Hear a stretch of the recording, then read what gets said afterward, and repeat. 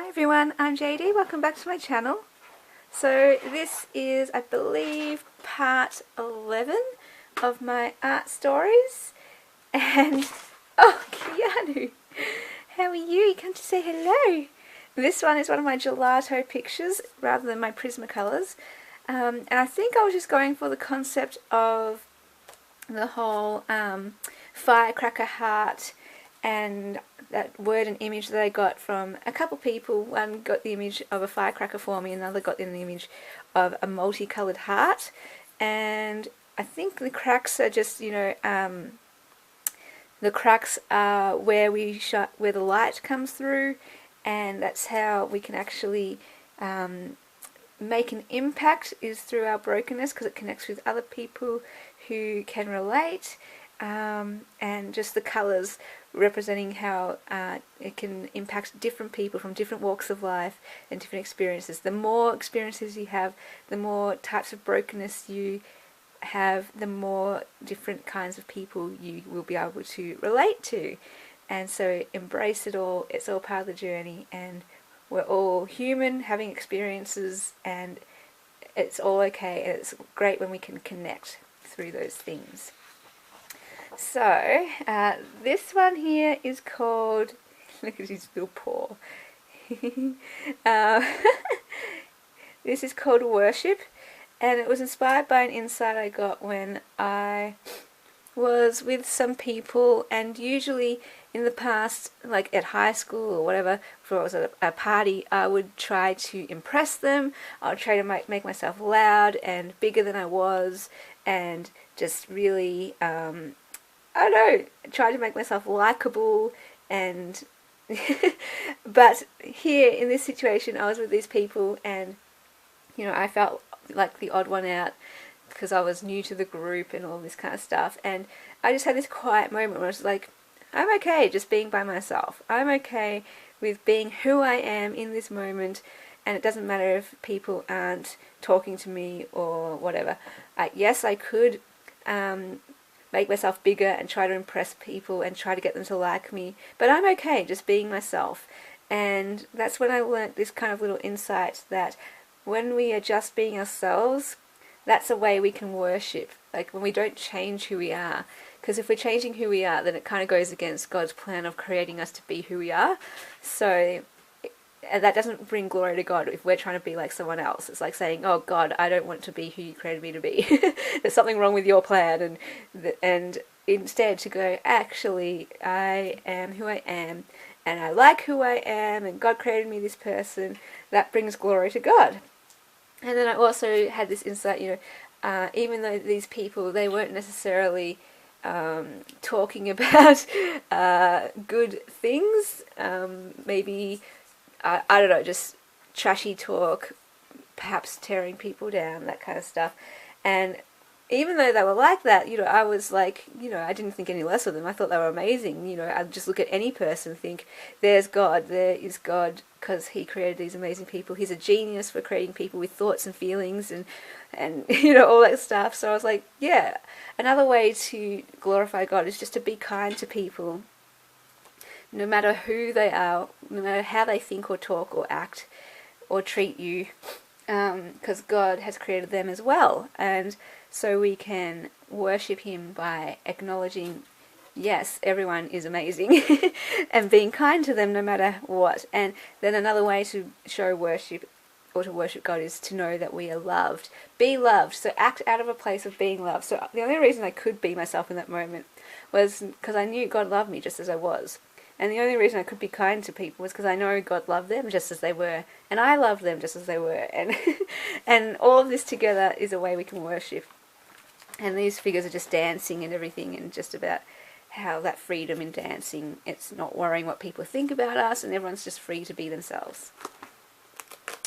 Alright, so let's get to the next one, which is called Blank Canvas. And yeah, some of these I've already shared in my previous art series videos when I have my art packs in my Etsy. So some of these are already up in my Etsy as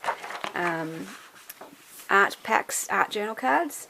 But I'll link the playlist below if you missed the stories, and you can get a fuller picture of it. But this is called Blank Canvas, and it's about how don't let people draw all over you. Only God gets the paintbrush. So I came from this time where I just could only hear other people's voices and did what they wanted me to do, and it got me in such a mess. It got me in a depressive and anxiety mode, and this was just about undoing all of those voices and erasing all the marks that other people had made on me, and now only God is allowed the paintbrush. And I always kind of represent God as gold for his golden plan.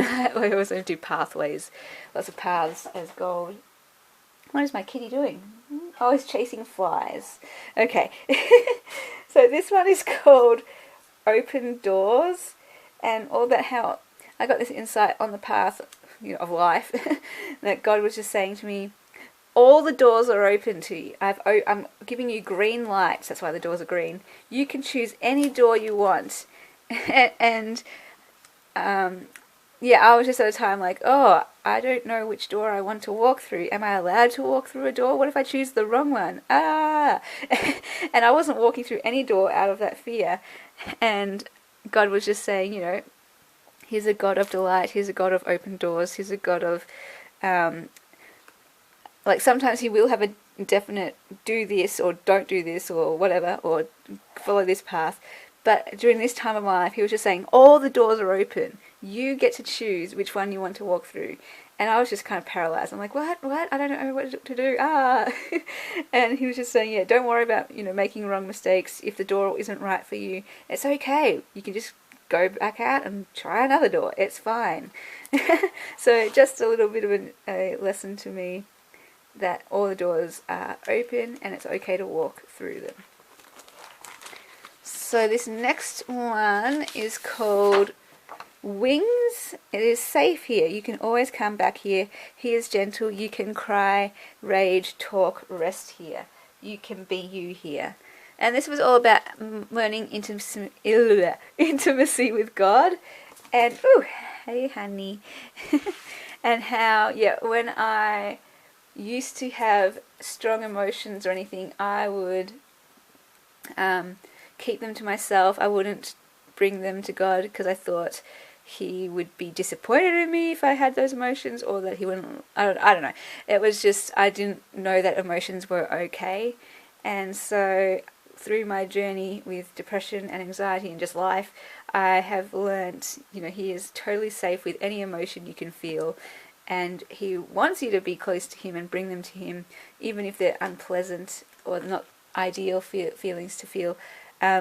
And that I was learning he is safe. He's a safe God that I can just bring my whole self to him. And it was a really nice feeling to learn, to know God is safe. Alright, come here kitty, come here. This one's called Music and Life. Sing and dance to the music. It was actually inspired by a video clip, and I'll try and find it, by Alan Watts, or the philosopher Alan Watts, and this clip that someone put together, I think, of his philosophy in an area. And it was all about when I had a quarter-life crisis. This video that I saw kind of brought that about. Some other things did too. That the video is all about this person. They go through kinder and then primary school. I'm paraphrasing it in my language. Kinder, primary school, high school, university, workforce, and it's all about reaching this goal, like this carrot in front of you, dangling in front of you. You're always trying to reach it and climb the ladder, and then eventually you get the thing that you always wanted, whatever it is, like the highest, you're the boss, the CEO of work. Like you go through primary school to get to high school, you go through high school to get to uni, you go through uni to get a job, and you keep climbing the ladder, and then finally at the top and you realise you get that bag, that dangling bag or carrot, and you open it up and it's like, is that all? What the heck? And then it can be this moment of clarity or just absolute discouragement. And I had that moment at my quarter-life crisis going, what is the point of all of this life? Just chasing goal after goal, reaching this thing that never is there, and then when you finally get it, it's just like, this was it? No. And then you realise, actually, life isn't about chasing this goal and rushing to the end of it. And he gave the analogy like a song. You don't rush to the end of a song trying to get to the end of it. Life isn't like a song. I mean, life isn't like that. Life is more like a song where we just enjoy it, and we just, it's not goal orientated, we just enjoy the song moment by moment.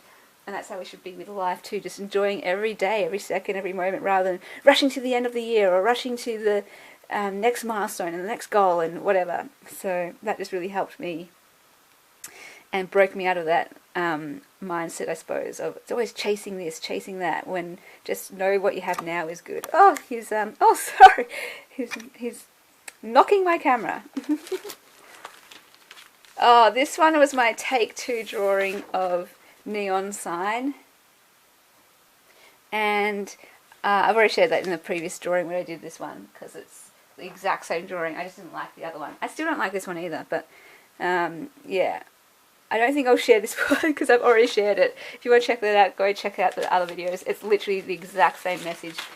I just tried to do a better drawing of it. This one's called The Girl with the Heart on Her Back, and it's all about how when I was a kid, it comes out of this specific story.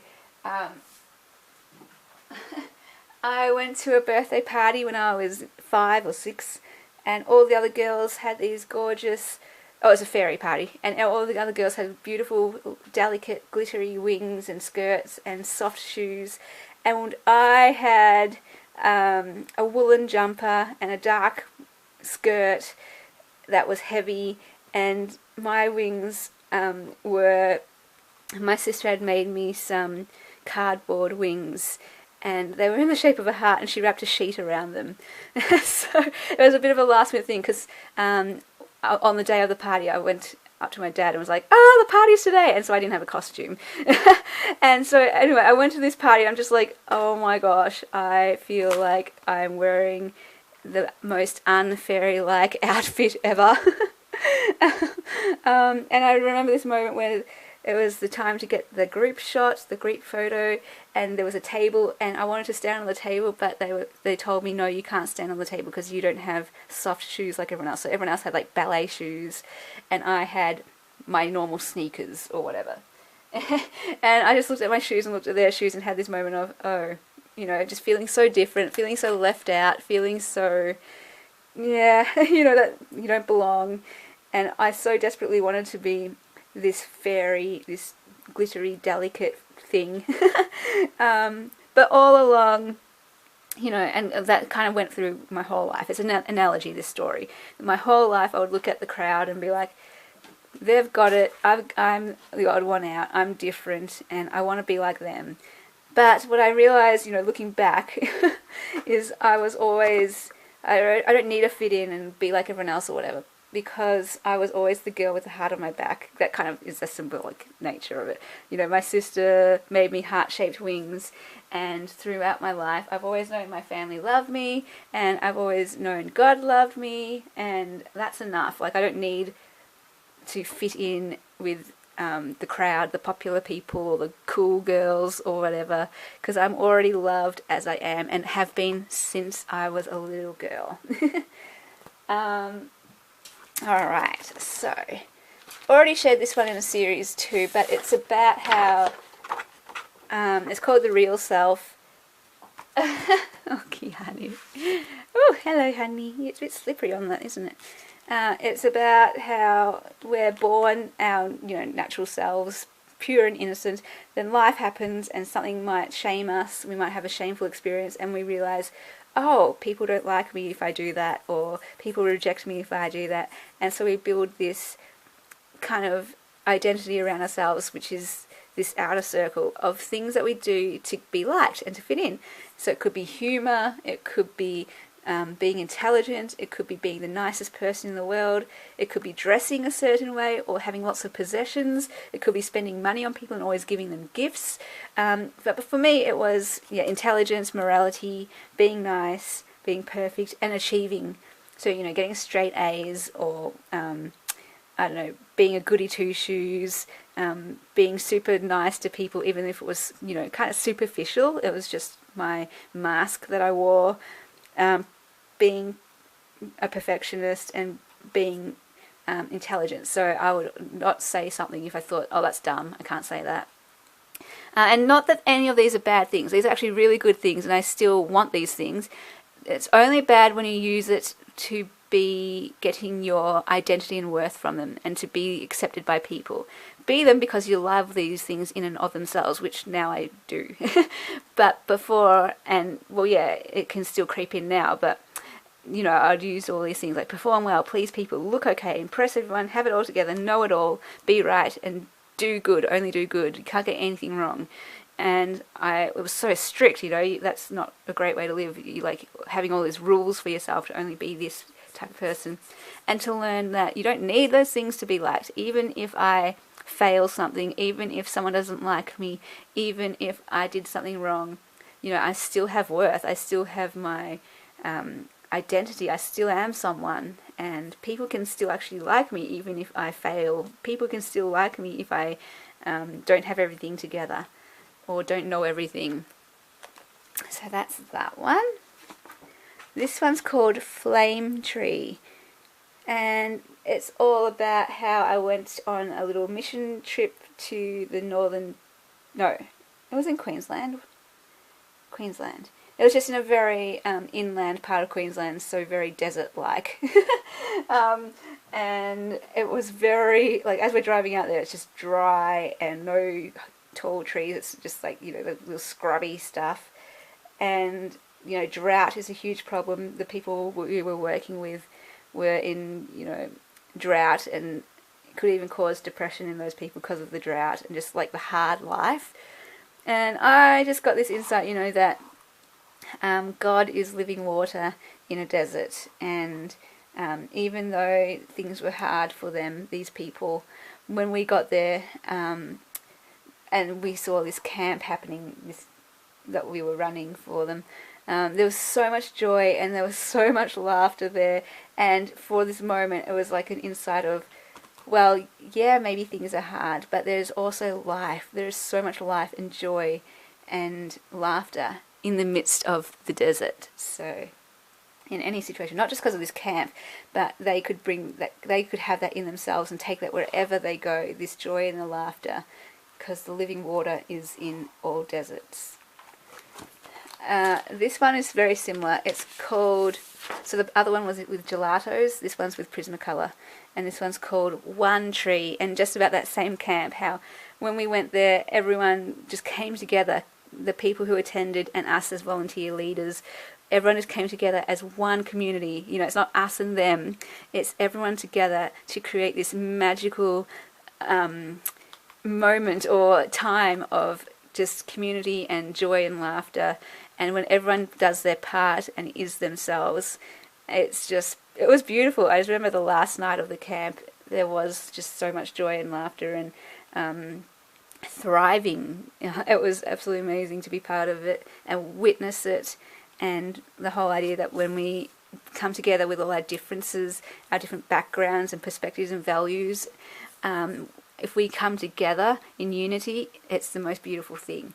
It's not beautiful at all when people fight and have conflict and discriminate, but when people can have the same exact differences and yet still come together and work together and laugh together, it's so beautiful. Okay, the next one is a little series that I did at a time when I was going through a bit of an existential crisis, I suppose.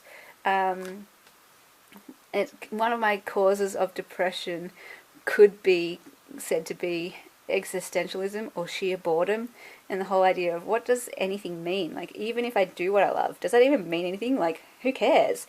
Yes, okay, I'm having joy in the moment, but in the grand scheme of things, in the grand scheme of the entire universe, what does it matter if I'm having fun drawing and writing? Anyway, so I could get like into those kind of funks. And then amazingly, the book The Fault in Our Stars by John Green was the thing that broke me out of this. See, God uses books to speak to me. Look at it, rising up and down, taking everything with it. That's a reference to water and waves, how it washes over and takes things away. It comes back and washes things away. You build a sandcastle, eventually it will wash away. And time does the same thing. It just washes over everything. Eventually everything fades. Everything is, in a way, destroyed by time. It passes. And so even, for example, my life, even if I did awesome things or whatever, eventually time would erase that from memory and all that kind of stuff and whatever. So I was just all like, what's the point of anything? And the idea of how do these people's lives, these represent all the people who live today and every single person who's ever lived, and yet time and the ocean just washes them away in a way, like their memory, their impact, all that kind of stuff. And yet, I guess the encouraging messages come later, but I'll just share them now in this one, is like the whole, of course it does have an impact. Okay, Keanu, stop. I'm going to put you down. Alright, cool. So, actually, let's just go on to the next one because I can explain it better. So that was called Oblivion, like how we're all in oblivion. And then this is what helped me. So this is called Infinity. And one of the quotes in the book was something like, some infinities are greater than others. And that's what helped me, amazingly. The analogy being, the tortoise and the hare, or whatever, the turtle and the hare, and they race. And if the hare just flies ahead, and if the tortoise kept making up half the distance, I can't even remember it. It would never overtake the hare because, or is it the hare that's slower? The tortoise gets the head start. I can't remember. One of them, they would never make it past them because they're always half, like you can only get half a, I can't explain it. I should read it before I try to explain it. It'll only be able to halve the distance, and every time it halves the distance, some time has passed, so it will never, do you know that analogy? Anyway, that paradox. What I got from that was, of course we know though, the hare can overtake the tortoise in a flash. I don't remember which one came first. So the idea is that some infinities are greater than others.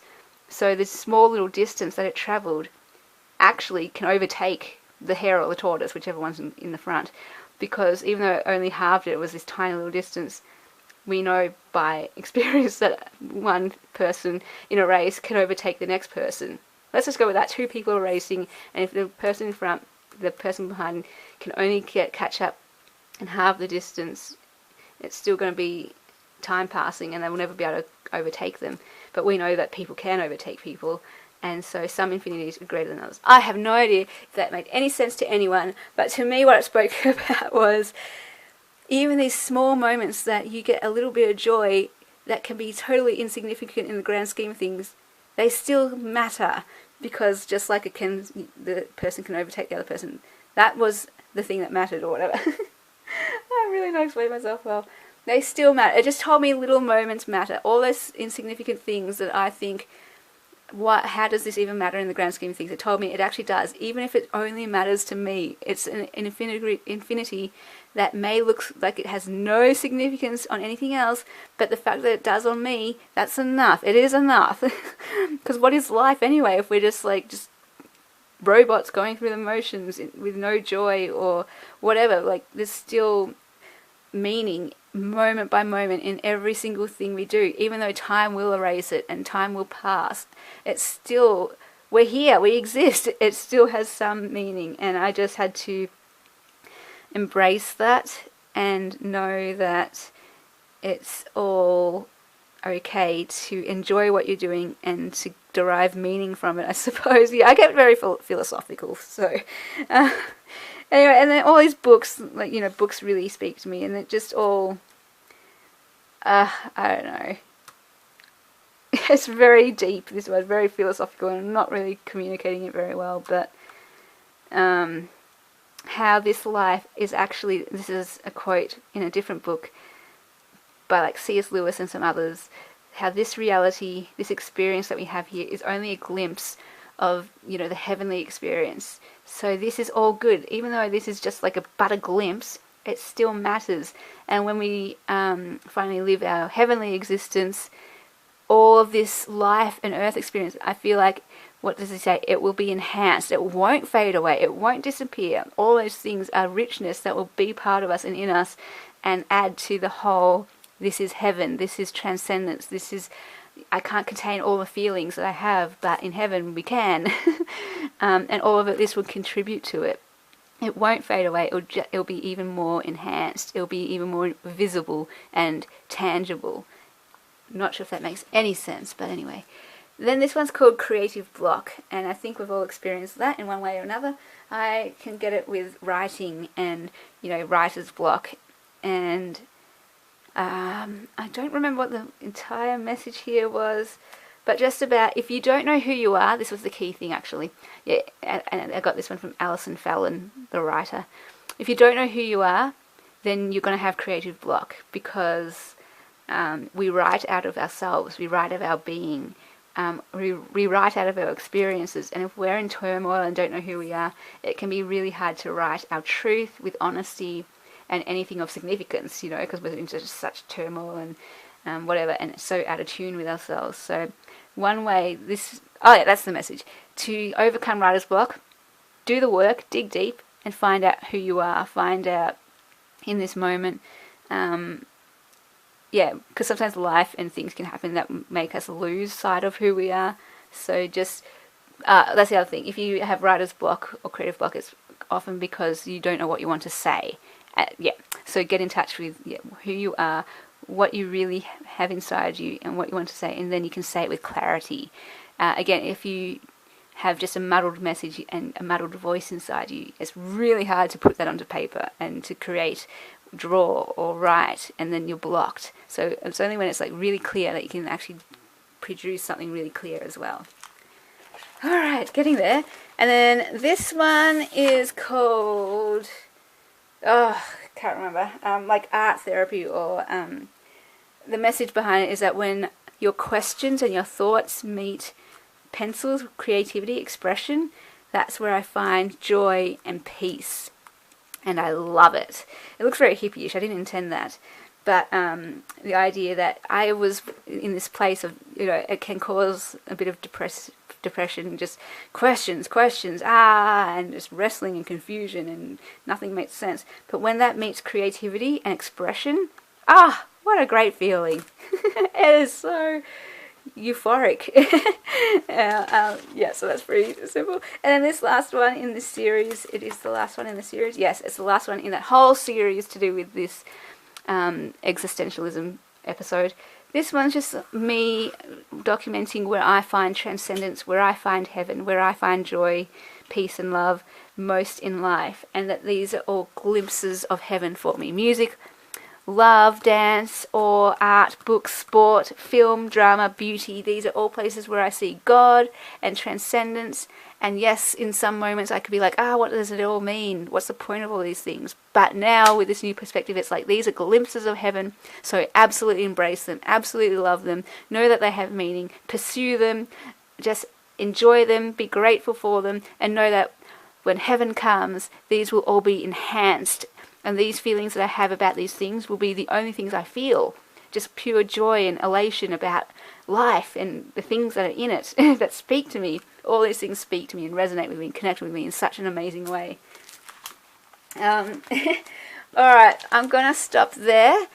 And I think I may be able to finish this series, this whole art series, in the next video. And then maybe I can start drawing an actual drawing on film. Woohoo! Almost there, guys. Thank you so much for watching. If any of these pictures connected with you at all, let me know. And I will see you guys in the next video. Bye!